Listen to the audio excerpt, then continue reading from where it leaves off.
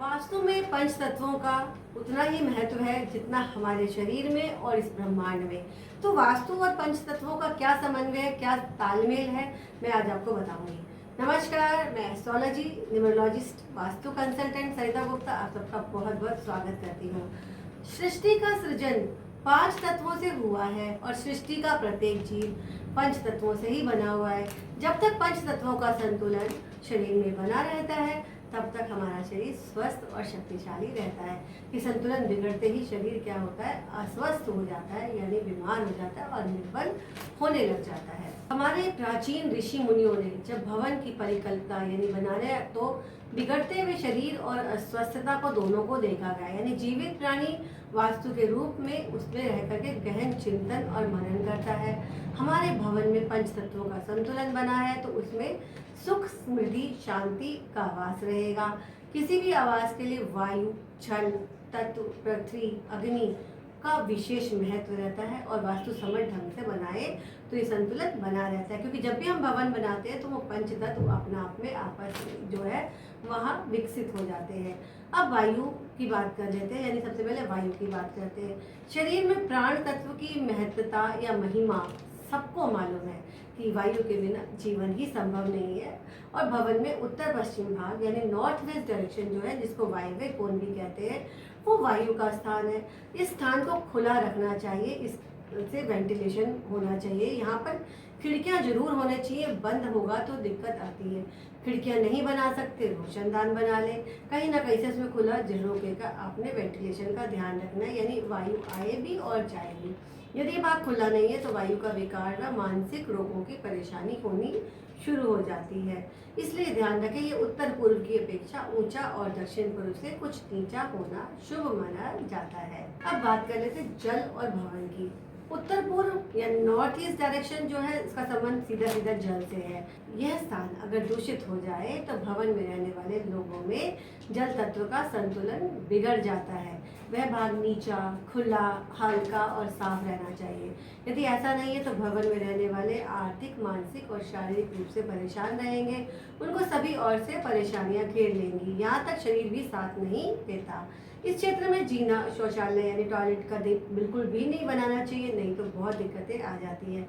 यदि घर में कोई ना कोई सदस्य को कोई ना कोई हेल्थ समस्या रहेगी। घर में कोई बीमार है तो रोगी को औषधि सेवन के लिए उत्तर या पूर्व दिशा में मुख करके देनी चाहिए। ईशान कोण खराब होने से उदर विकार, वैचारिक मतभेद, घर क्लेश आदि समस्याएं होती हैं। घर के लोग चारों दिशाओं में रहते हैं, यानी एक छत के नीचे रहकर भी किसी का किसी से कोई वास्ता नहीं रहता, संबंध नहीं रहता, एक कटी पे लगे रहते हैं। ईशान कोण यद्यपि कटा ना हो, ऐसे भवन में तो रहना नहीं चाहिए, वरना तबाही का तांडव मच जाता है। रक्त विकार व यौन रोग या लाइलाज सदस्य को हो जाती है बीमारी। अब अग्नि और आवास स्थान की बात कर लेते हैं। दक्षिण पूर्व का भाग या अग्नि कोण को सीधा सीधा संबंध अग्नि से होता है, फायर जोन है। यहाँ पर जैसे कि हमने जल का स्थान बना दिया तो वो संतुलन बिगड़ जाएगा, क्योंकि अग्नि के लिए जल जो है बहुत ही दुश्मन रहता है। इस स्थान पर हम मिट्टी भी डाल सकते हैं, तो फायर यानी अर्थ जोन यानी पृथ्वी तत्व का कलर नहीं लगा सकते। इस स्थान पर क्या बनाते हैं, रसोई बनाते हैं। यहाँ पर जल एकत्र नहीं होना चाहिए, यानी नलका है तो चलता रहना चाहिए। यदि करेंगे तो पित्त विकार या जो है रक्त विकार यानी जल का रुकना, यानी कि वहाँ पे आपने भूमिगत टैंक बना दिया, पानी का स्टोरेज करा दिया तो वो दिक्कत आएगी। पेट सदा खराब रहेगा। यदि ये कोण बड़ा हो तो भवनवासियों को वायु व मानसिक परेशानियों में अधिक से अधिक जूझना पड़ जाता है।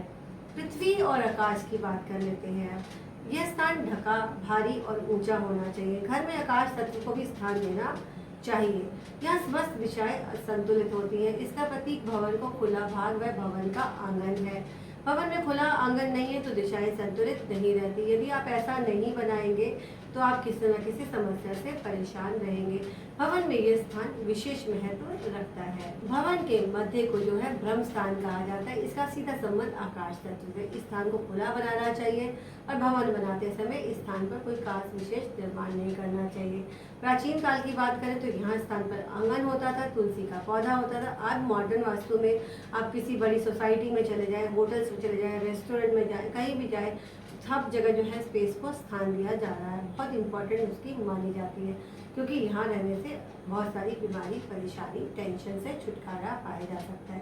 तो पांचों तत्वों का बैलेंस उसी तरीके से है जैसे शरीर में अगर पानी की कमी हो जाए तो डिहाइड्रेशन हो जाता है, वायु ज़्यादा हो जाए तो वायु आकार हो जाता है, अग्नि ज़्यादा हो जाए तो अग्नि की संबंधित यानी पित्त प्रकृति बढ़ जाती है, आकाश ज़्यादा है तो भी शरीर जो है आपका भारी हो जाता है, पृथ्वी तत्व ज़्यादा तो इंसान जो है आलसी या फिर उसका काम करने में दिल नहीं लगता। तो यानी हर तत्व को बैलेंस होना चाहिए। वैसे ही शरीर जिसमें आप निवास करते हैं और जो भवन उसमें निवास करते हैं तो आपके लिए कल्याण की भावना रहेगी, आपके लिए स्वस्थ खुशियाँ और सुख आपको प्राप्त होंगे। आप भी कुछ जानना चाहते हैं तो कमेंट सेक्शन में कमेंट लिख सकते हैं। साथ ही इस वीडियो को लाइक, शेयर एंड सब्सक्राइब करना ना भूलें। डिस्क्रिप्शन बॉक्स में मेरे नीचे बहुत सारे वीडियोस के लिंक दिए गए, उनको देखना ना भूलें।